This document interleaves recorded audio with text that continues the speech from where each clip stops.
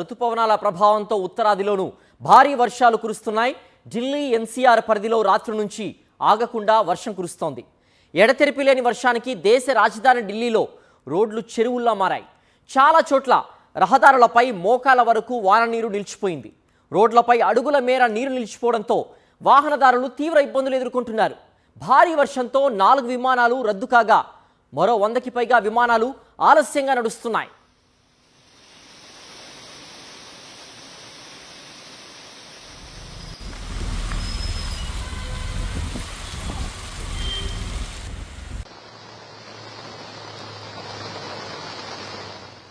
ఢిల్లీలో ఇవాళ పలుచోట్ల భారీ వర్షం కురిసే అవకాశం ఉందని భారత వాతావరణ శాఖ తెలిపింది.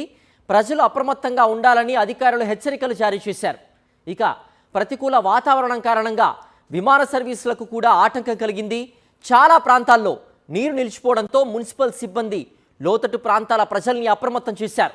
నోయిడా, గురుగ్రామ్లలో రాత్రి నుంచి కురిసిన వర్షానికి పలు ప్రాంతాలు నీటిలో మునిగిపోయాయి.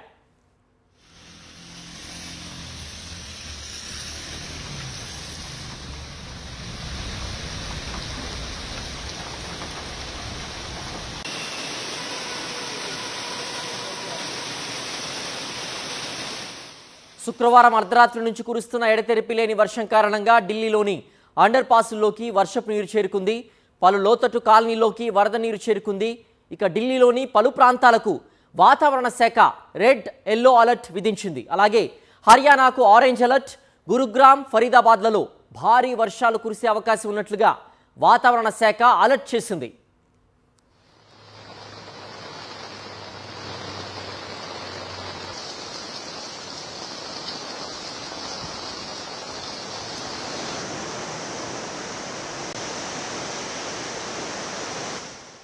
ఉత్తరాదిలో ఎడతెరిపి లేని వర్షాల కారణంగా ప్రజలు తీవ్ర ఇబ్బందులు ఎదుర్కొంటున్నారు. ఢిల్లీలో కుండపోత వర్షంతో అనేక ప్రాంతాలు జలమయమయ్యాయి. పండుగ వేళ నగరంలో ఎక్కడికక్కడ ట్రాఫిక్ నిలిచిపోయింది. దీంతో వాహనదారులు తీవ్ర అవస్థలు ఎదుర్కొంటున్నారు.